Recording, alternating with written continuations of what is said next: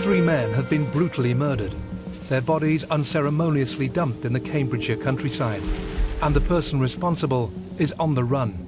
Police are appealing for help in tracing 2 people in connection with the murder of a man in Peterborough. And there were further horrors to come. We were frantically making contact to say, you have a murderer and a murderer's accomplice in this vehicle, in your policing area right now, and you need to arrest them. But as the police close in on the killer, she's determined to strike again. She just wanted to kill people. It really is as simple as that. I was terrified, absolutely terrified. And now she's picking her victims at random. In my 32 years' experience of policing the streets of West Mercia, I have never experienced anything like this. The woman responsible for the attacks would go on to be recognised as one of Britain's most notorious serial killers. The girl that killed those people is not my daughter. My daughter's that nice 14-year-old that never came home. Over the course of 14 days in 2013, Joanne Dennehy murdered 3 men in cold blood and left another 2 fighting for their lives. This is crimes that shook Britain.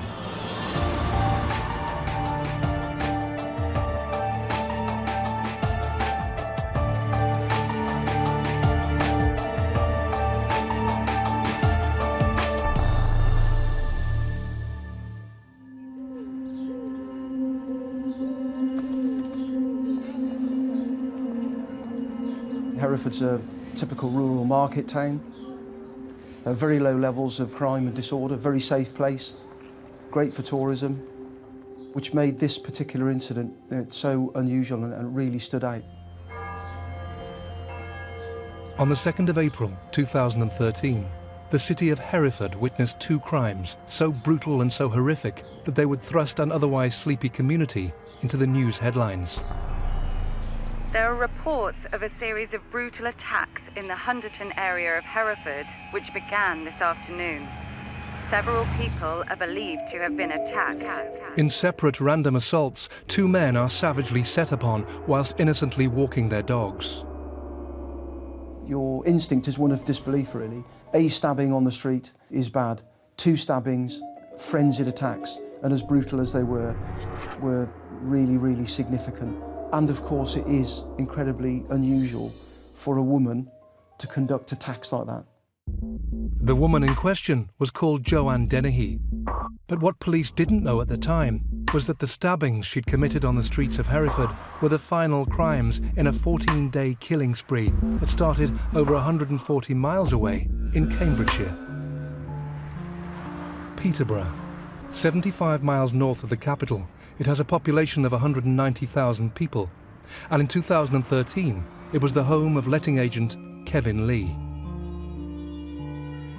Kevin had a business called Quick Let, and that business was letting rooms out to homeless and vulnerable people. Many of Quick Let's properties were in the Orton Goldhay area of Peterborough. 3 miles from the centre of town, it's a densely populated estate with lots of former council properties now owned by private landlords. There wasn't a lot of vetting done, to be quite honest. Some used to be let out of prison, some people used to get kicked out of home. They'd go to the council and the council would recommend go to Quick Let. So it was that type of person that he used to let rooms to. And this is how Kevin Lee would first meet Joanne Dennehy. 30-year-old Dennehy had just been released from prison, where she'd served a 14-week sentence for theft. But that wasn't the story she told unsuspecting businessman Kevin Lee. She said that she'd come out of prison. She'd been in prison for 8 years because she'd murdered her father, because her father had raped her, which was a complete fabrication, and that she'd also burnt 2 people in a house fire and ran 2 people over in a car. So she'd killed a lot of people. Joanne Dennehy would later be recognised as a pathological liar with psychopathic tendencies. But at the time, Kevin Lee had no reason to doubt what he was being told. I just think because of his upbringing, like he was adopted, he just wanted to give people a chance in life. He said, oh, I just really want to help her. He may have seen an opportunity to help a person in need, but Lee also realised that along with her friend, 7'3" Gary Stretch, Dennehy could be the perfect person to help him when it came to handling troublesome tenants. Police would later discover that Kevin Lee was deeply attracted to Dennehy. In order to win her affections, he would allow her to live in one of his houses rent-free and would often buy her gifts. On one occasion, he even gave her the money to buy a car. She was given a free room to stay in and kept her housing benefit, and then just went along to the houses like a thug, just threatening people to move out. And I think Kev needed that kind of help because he was that desperate to get rid of people. On the 29th of March 2013, Lee had arranged to meet with Dennehy at one of his Peterborough properties. And when he failed to come home that night, his wife, Christina, instinctively knew something was wrong. I thought, something's not right. You know, it's not like Kevin not to return. And I called him, but his phone was off. So I was already a little bit suspicious, really. That night was just absolutely awful. Unable to find Kevin, Christina reported her husband's disappearance to the police. I was the senior investigating officer on call for major crime over the Easter weekend in 2013. I went to, as most forces do, a morning meeting to look at the threat, harm and risk ongoing incidents across the force, and an officer in Peterborough raised the issue of a missing from home called Kevin Lee. All of my instincts were saying, this is a bad news story and it's going to unfold as a bad news story. Those concerns were confirmed later that day when police discovered the remains of Kevin's burnt-out car on a farm track in nearby Yaxley. When the police had told me they'd found a burnt-out car, I knew something sinister had happened. And then the next day, the detectives turned up to say that they'd found a body. And I knew it was Kevin. Kevin Lee's body had been discovered in a ditch by the A16 in Newborough by a man walking his dog. He was wearing ladies' clothing and appeared to have been deliberately left in a humiliating position. It didn't look natural to me. It looked very manipulated. What I saw was a man's body laying on the edge of a drainage ditch in a farmer's field, wearing a black sequin dress that had been pulled up above the waist. The dress that Kevin was wearing had numerous holes in it that were quickly identified as having been made by a knife. He'd been stabbed 5 times in the chest, with the wounds penetrating both lungs and his heart. From that point, it was clear to me that we were now dealing with a murder investigation and something way more than misadventure or an accident. The ditch Kevin Lee's body was found in was in a remote area of the Fens, a factor that would make the investigation that would follow much harder for the attending detectives. I was standing in the middle of a field with no witnesses, no CCTV, no likely prospect of automatic number plate recognition or a mechanism to identify which vehicles had been in the vicinity. All of the traditional investigative methods were going to be stripped away from the early investigation very, very quickly. So I concluded fairly early on that the answer to this would probably lay in the association that people would have with Kevin in part and parcel of his daily life, or indeed a hidden segment of his life that perhaps his family were unaware of. With very little evidence to go on, police examined Kevin Lee's phone records.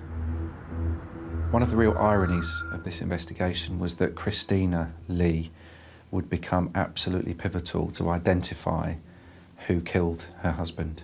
It was her frantic activity ringing telephone numbers that were in Kevin's phone from billing that would eventually allow the police to determine that at the time of Kevin's Mondeo being burned in Yaxley, Joanne Dennehy's mobile phone was in the same proximity or cell site.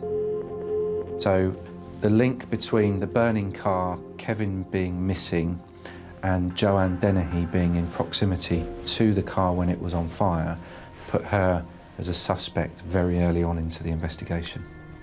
Police quickly went to 38 Byfield in Orton Goldhay, the property owned by Kevin Lee, where Joanne Dennehy had been living. Dennehy was nowhere to be seen, but what officers found was a chilling crime scene. A blood-stained mattress had been dumped in the back garden of the property, but forensic testing would show that the blood didn't match that of Kevin Lee. And to add to detectives' concerns, Royal Navy veteran John Chapman, another of Quicklet's tenants, had also mysteriously vanished. Next, on Crimes That Shook Britain, police discover further bodies. I remember distinctly feeling, oh my God, when is this going to stop? And the family background behind the killer responsible. Like everybody else, she liked to go to the playground, she liked school. She was just a happy girl. Our baby, really.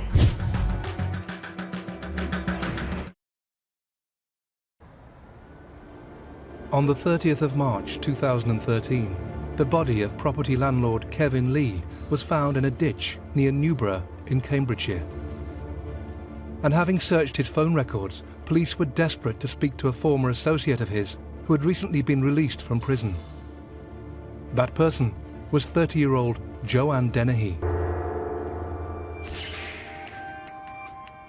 Born and raised in the picturesque Hertfordshire town of Harpenden, Dennehy's childhood years were much like that of any ordinary young girl. Like everybody else, she liked to go to the playground. She was just a happy girl. Very sensitive girl, though. She was very sensitive. Like, you know, if she stood on a worm or something, she would be really upset. So she was a loving girl. When she was at school, she always had a good report. I never had to go to the school because she had a problem. She was polite to everybody. The teachers always said that she was a nice girl. But when Joanne Dennehy hit her teens, her parents would see a dramatic change in her personality. She started to play truant from school and often found herself in trouble with the police. Her family's concerns were further compounded when at the age of 14, she started a long-term relationship with a man 6 years older than her. We were at the stage where we were begging her to please just finish school. You know, the boy we didn't like, there wasn't any doubt about it. We compromised and we said, look, bring him round for dinner. At weekends, same weekends. We just wanted her to finish and have some kind of education and a decent kind of life. But she didn't want to know. She really didn't want to, and neither did he. It just escalated from there. Everybody says that a child has a bad period of time, you know, be unruly and whatever. So we just thought, well, that's it. She's going to leave home at 15, come back at 18, 20, and we thought, as long as she comes home with healthy and okay, no, you know, and then life will just go back to what it was. But she never did come back to us.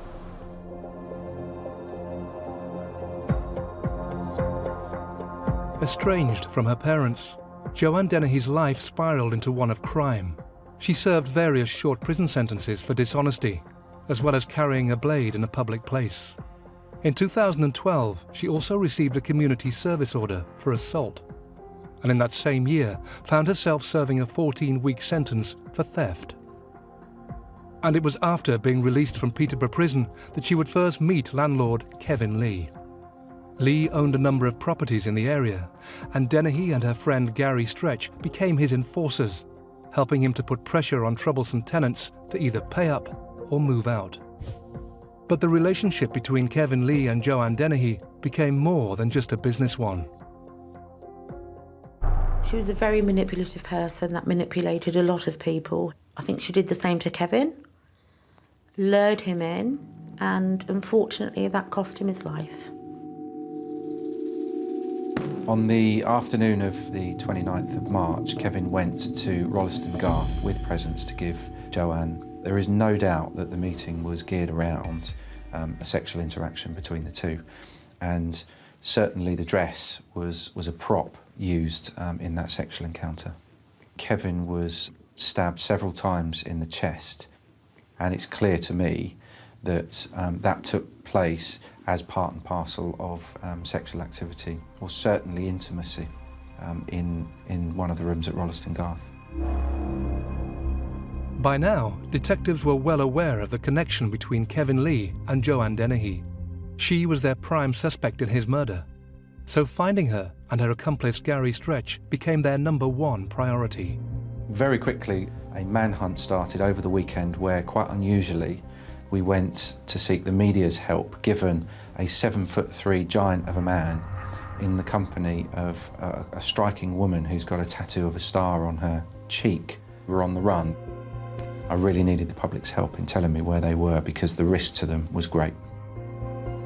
Police are appealing for help in tracing 2 people in connection with the murder of a man in Peterborough. The body of Kevin Lee, who was 44, was found close to the A16 in Newborough, near Peterborough, on Saturday. He died from stab wounds. His burnt-out car was found in Yaxley on Good Friday. The significant line of inquiry that came out of the public appeal actually came from a police officer in Norfolk. He'd seen the appeal, and he was also investigating a drive-off from a petrol forecourt where a girl had gone into the kiosk, stolen some biscuits and food from within, and then driven off quickly. He gave me the registration number of the car, and that was the absolute missing link in the investigation. The irony of that vehicle was that it was actually paid for by Kevin, and it was a gift to Joanne, who subsequently would use that vehicle to deposit Kevin's body in the ditch at Newborough. But as soon as we had that registration number, we put it into the national computer for automatic number plate recognition, and we could see the car moving and activating on cameras as it was travelling down the M5 motorway towards the southwest. During their journey, Dennehy and her accomplice Stretch were frequently caught on CCTV cameras. This footage from a motorway service station on the M5 was filmed just 72 hours after the discovery of Kevin Lee's body in the ditch at Newborough. But these wouldn't be the only images of Dennehy and Stretch that the police would discover during their investigation. Whilst Joanne and Gary were on the run, they were committing crimes. I call it subsistence crime. They were literally stealing food to exist. And at one of the burglaries, they stole a camera.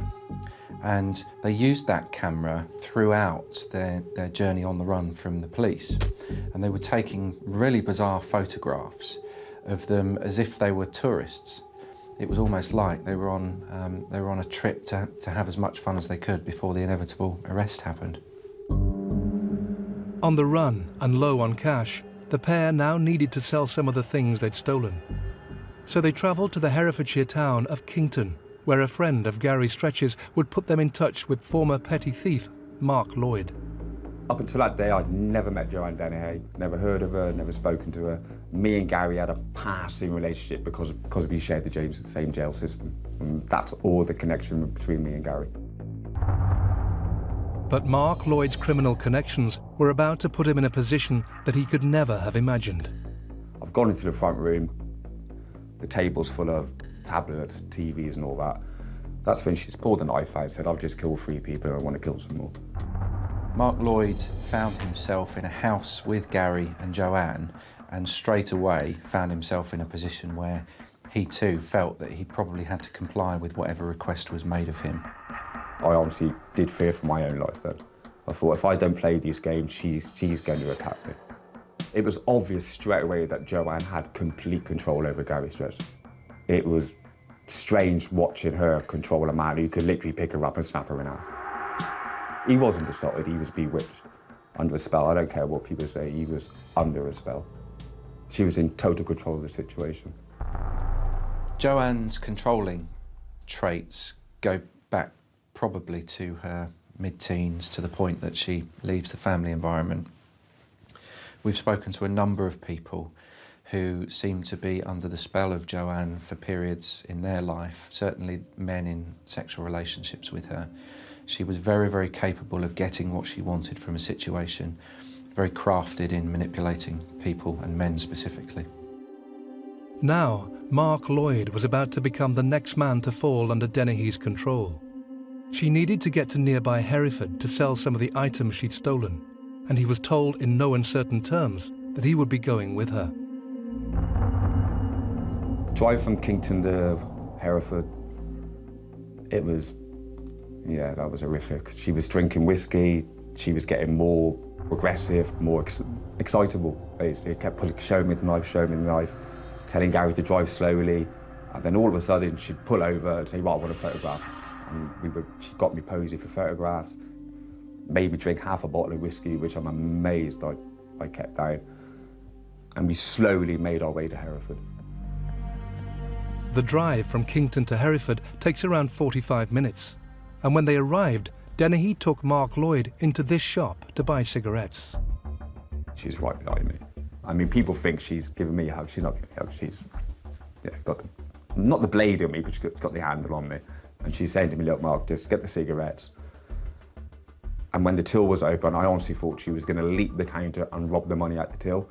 And thankfully, strange thing to say, I know, but thankfully she started flirting with her. But Dennehy's playful mood was about to take a much darker turn. Now back in the car, holding the knife she'd used to kill Kevin Lee, she set about finding a random member of the public to attack. Her and Gary having a discussion. She's going, I want my fun now, find me a victim, find me a victim. No women, no children. And I'm sat in the back thinking, the first person this person sees, she's going to do something. And within 30 seconds of leaving the shop, Gary's physically pointed for the window and said, will he do?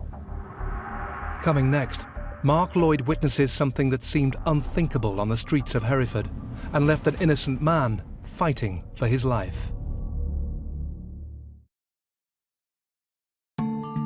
On the 30th of March 2013, the body of Peterborough property landlord Kevin Lee was found in a ditch in a remote area of the Cambridgeshire Fens.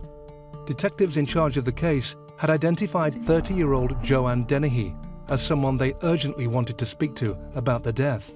But Dennehy and her accomplice 7'3" Gary Stretch had fled the area and were known to be headed towards Herefordshire. Police were unaware of the exact destination, but suspected that Dennehy, wanted for questioning in relation to a murder, would go to ground. But they could never have predicted what would happen next. Joanne Dennehy and Gary Stretch have left the town of Kington and driven the 45-minute journey to Hereford, where they were hoping to sell stolen goods to a contact of former petty thief, Mark Lloyd. But with the knife she used to kill Kevin Lee in her possession, an alcohol-fueled Dennehy now had other plans. Her and Gary having a discussion, you know, Gary, you've had your fun, find me a victim. Gary's physically pointed for the window and said, will he do? The man that Gary Stretch had spotted was retired Hereford firefighter Robin Beretta. Mr. Beretta was walking along a street in Hereford called Westphaling Street, actually walking towards his home address, taking his dog for a walk. An innocent man going about his daily business. And the actual attack took place on him, not very far from his home address. He was attacked from behind. He said it felt like he was being punched in the back. He turned around, he was struck on the arm. He actually fought back. But of course, the stabbing was so serious that he was very, very badly injured. What made this assault even more shocking was that it happened in such a public place. The location where Mr. Beretta was attacked, it's a very pleasant area. It's very peaceful. It's next to the main cemetery in town. This was shortly after 3 o'clock. There would have been lots of children about as well. There's one particular piece of CCTV footage on the side of a health centre which shows Robin Beretta walking past, and then in close proximity the green Vauxhall Astra which Joanne and Gary were in. And of course the consequences of just a few moments later led to the terrible injuries to Robin Beretta.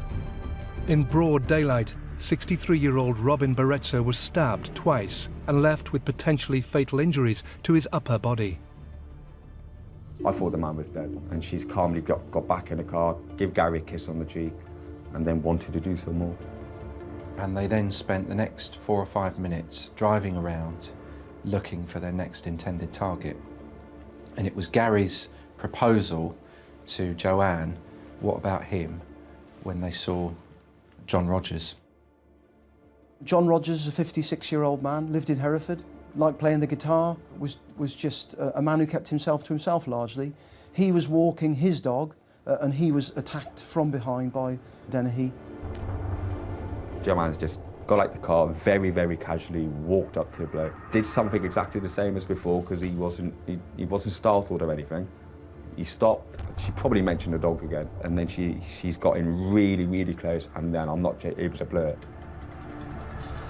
It was like watching something out of a smash or a movie. And I honestly thought the first man was definitely dead. I thought this man has just died in front of me. At one point, he was face down on the ground and had received terrible stab wounds to his back and upper body. She turned him over and did the same to the front. And John has subsequently told us that he felt his life ebbing away from him as he watched blood from his own body trickle away down the street. As Joe's walked back with the dog, which totally spanned my head, she's got back in the front seat. No mention of the bloke, no mention of the fact that she's just killed someone in front of me. Said to Gary, that was nice, I need to do some more. As I'm looking past through the windscreen, the poor victim is like crawling, like literally on his hands and knees, and then he goes round the corner. 56-year-old John Rogers was stabbed more than 30 times in the back, chest and abdomen during a sustained attack that punctured both of his lungs and left him fighting for his life. Despite his significant injuries, he managed to crawl almost 100 yards to this path, where he would be helped by a passing member of the public. I've 32 years' experience of policing the streets of West Mercia, and I, in my former time as a detective, have been involved in a number of inquiries. These two attacks were the most brutal stabbing offences that I've ever been cited on or involved with in my service. And I have no doubt at all that it was due to the skill of paramedics and medical people that meant that those two gentlemen, their lives were saved. Both of the attacked men were airlifted to hospital in a critical condition. But Dennehy hadn't finished her frenzied rampage. She was still at large and looking for more victims on the streets of Hereford. By this time, I can hear sirens everywhere. I mean, I'm not exaggerating, they were everywhere. And I'm thinking, this ain't gonna be too long, this ain't gonna be too long, this ain't gonna be... And then I was thinking, if I'm hearing this and Joe and Gary are hearing this, she's gonna think, wow, sod you, Ma. Just a few hundred metres from where John Rogers was attacked is a small row of shops. And it was here that armed police would end Joanne Dennehy's reign of terror. The officers approached Joanne Dennehy in the car. She was still holding the weapon that she'd used to attack both men. She was later described by the officers as actually being very calm and very cooperative. She was arrested and brought back to the police station. If she and Gary had not been arrested when they were, I'm absolutely clear that the carnage would have continued. There is no doubt in my mind that the casualty list would have grown until she was stopped. With Dennehy now in police custody, her parents were informed of her whereabouts for the first time in almost 10 years. Well, I got a phone call from my wife, Kate, and said, I've got to speak to you face to face, and it's serious.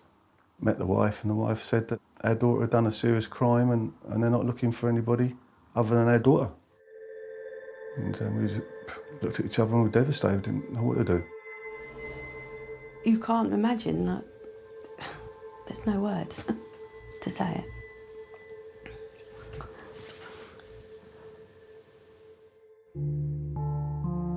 Joanne Dennehy was detained at Hereford Police Station in connection with the murder of Kevin Lee in Cambridgeshire and the attempted murders of Robin Beretta and John Rogers. But even the most experienced officers were surprised by her behaviour. Her attacks were incredibly vicious, and not very many minutes later, she's been arrested and she's in a police station being booked into the cell block and actually joking with staff. It's very, very concerning behaviour. You are Joanne Christina Dennehy. What you can't see from this footage is that I'm literally on the next desk being booked in. Just amazed me how unemotional the woman was. She didn't act like a person who'd just been arrested for 2 attempted murders and a murder. She looked like she'd just, I don't know, day out for jumping around, happy, flirting with the officers. You're very distinctive eyebrows. I know, so you keep saying. So It's clear to me that she's enjoying the spectacle, that people are looking at her as somebody that's about to become notorious. Attempted murder and murder. Could be worse. A big fat black rabbit. You could be what? Big fat black rabbit. Yeah, it could be. So it could be worse. I'm not sure that would be worse though. Yeah, worse. Yeah. The way that she portrayed herself as smiley and interacting on a humorous level with the officers says to me, morally, she has no regard for what she's just done. She has no regard for the devastation left behind, and she loved being the centre of attention. Why isn't it pen and paper? Because this makes my signature look really dodgy. When I saw the CCTV footage of Jo, it was like somebody I didn't know.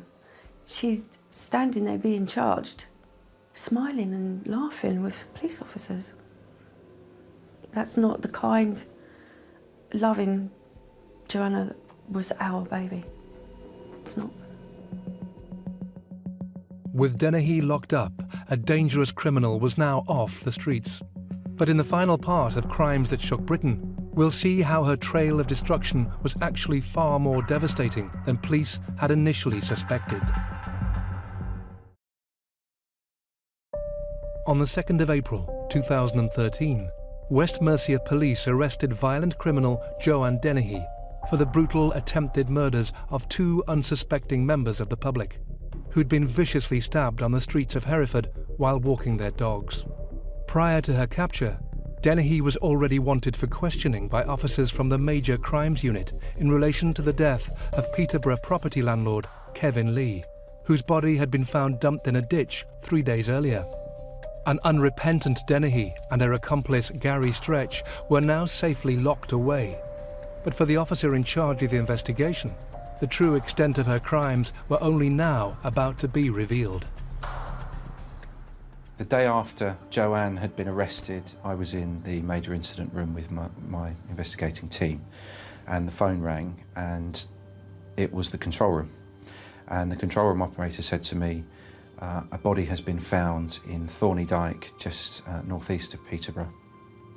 And I fully expected that to be the body of John Chapman. He'd been missing from the house that Joanne lived at, and couldn't account for his whereabouts at all, and there were some real concerns around his welfare. Almost immediately the phone rang again, and when I spoke to the operator in the control room, the conversation went along the lines of, "Are you aware of the body in the ditch at Thorney Dyke?" And I said, "Yes, I'd just taken a call." And the operator said, "There's 2 bodies in the ditch." I remember distinctly feeling, oh my God, when is this going to stop? And there was a genuine palpable sense of shock that went through the incident room. If that was John Chapman, who's the second person? And in which case, how many more?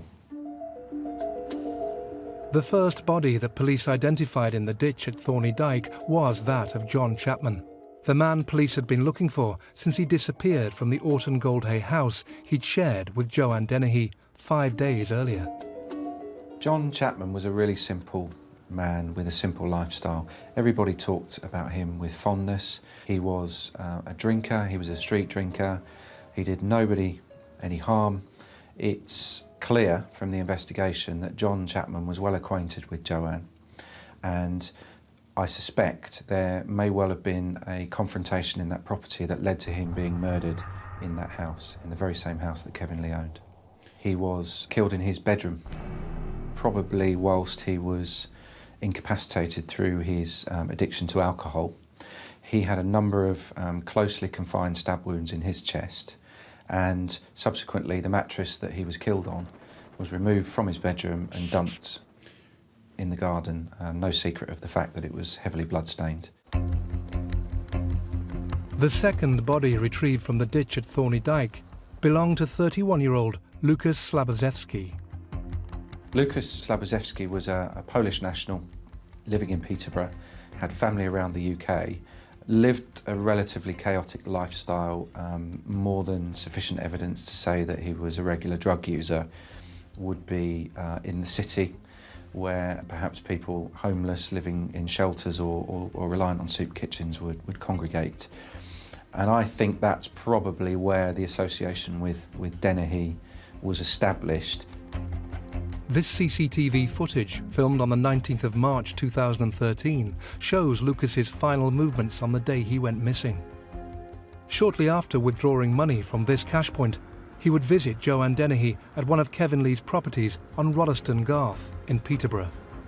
Clearly there was an arranged meeting between he and Joanne, and I'm in no doubt that that was driven by sex, an agreement to meet for sex. What we know is that Lucas was attacked in that property and he was stabbed in the chest, at least one of those stab wounds piercing his heart, and he died in the house at Rolleston Garth, having pre-arranged meeting with Joanne there.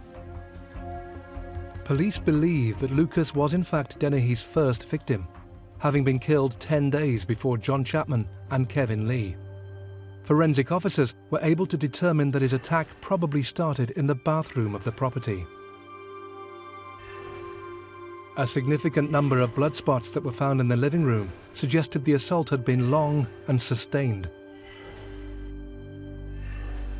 And this was reinforced by the injuries found on Lucas's body after it was retrieved from the ditch in Thorney Dyke.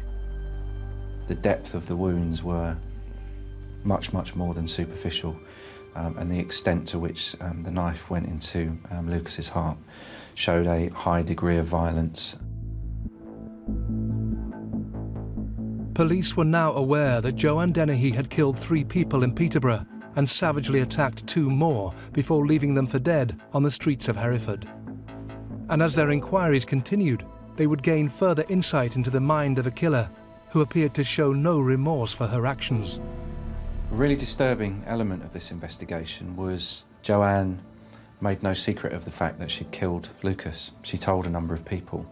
And on one occasion, before her arrest, she took a young girl to a wheelie bin in the proximity of Rolleston Garth, where she had placed Lucas's body, and he'd been there for a number of days. And she showed a then 14-year-old girl the body of Lucas. The evidence against Joanne Dennehy was compelling, and on the 18th of November 2013, she would attend a pre-trial hearing at the Old Bailey in London, where she would stand accused of 2 counts of attempted murder and 3 counts of actual murder for the deaths of Lucas Slaboszewski, John Chapman and Kevin Lee. We anticipated a long drawn-out trial, and a lot of work had been put in to prepare for just that. But it was a shock to everybody in that packed courtroom after 10 minutes. She stood up in response to being read the indictments, and she pleaded guilty. Nobody expected that to happen. When I heard Joanne had pleaded guilty, I was very surprised, because I thought that she'd wanted notoriety. She wanted to be in the limelight. She wanted to be recognised as doing something. But I was very surprised. I think that she may even have made that decision at the moment that she stood up. I think it might have been as late in the day as that, because she could see a packed courtroom, the most famous court in the country. All eyes were on her, and this was her last opportunity to control the situation in a way that she wanted to. On February the 28th, 2014, 3 months after her guilty plea, Joanne Dennehy returned to the Old Bailey, where she would be sentenced by Mr. Justice Spencer. The serial killer Joanna Dennehy from Peterborough will spend the rest of her life in prison after killing 3 men and attempting to kill 2 others. As the whole life prison term was read out by the judge at the Old Bailey, Dennehy muttered and smirked. She's only the 3rd woman to be given a life tariff, along with Rose West and Myra Hindley. On sentencing, the judge told Dennehy she was a cruel, calculating, selfish and manipulative serial killer. She simply laughed when she was told she would spend the rest of her life behind bars. These are the walls that now protect the public from a cold-hearted, calculated female serial killer. And few would argue that the whole life tariff she was handed is anything but appropriate. In my opinion, Joanne Dennehy is the most dangerous individual in the criminal justice system today. She has no emotion, she will not consider the consequences of her actions, and behaves in a way that is not erratic, it's calculated. If I'm brutally honest, I don't ever want her to come out. I think because she would do it again. Because she has no remorse. So she deserved what she got. The world's safer without Joanna in it.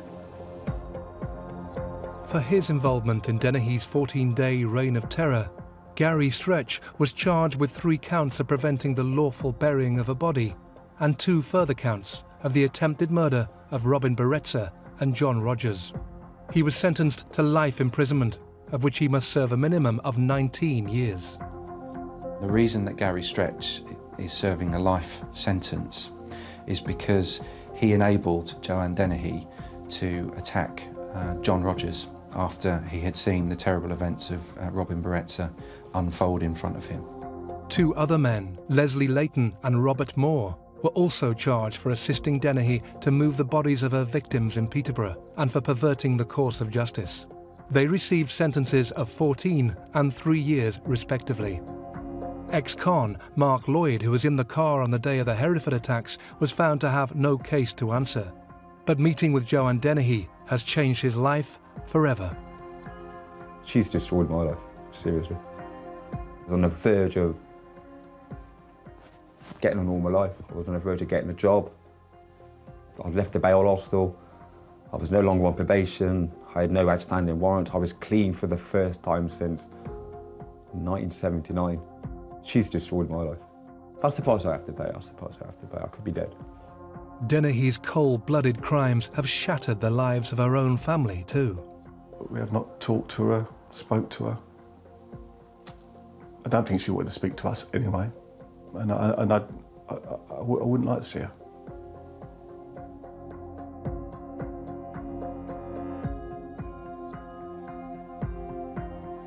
To me, she doesn't exist anymore because she's destroyed people. So I would never want anything to do with her. Because she's not my Jo. The girl that killed those people is not my daughter. My daughter's that nice 14-year-old that never came home. But the biggest loss of all will be suffered by the families of those that Joanne Dennehy callously killed during her 14-day reign of terror during the spring of 2013. I just wish she'd never walked in, and I just wish that Kevin had never given her the chance that he'd given everyone else, because there's always one bad apple. Unfortunately, Kevin made one mistake and it cost him his life.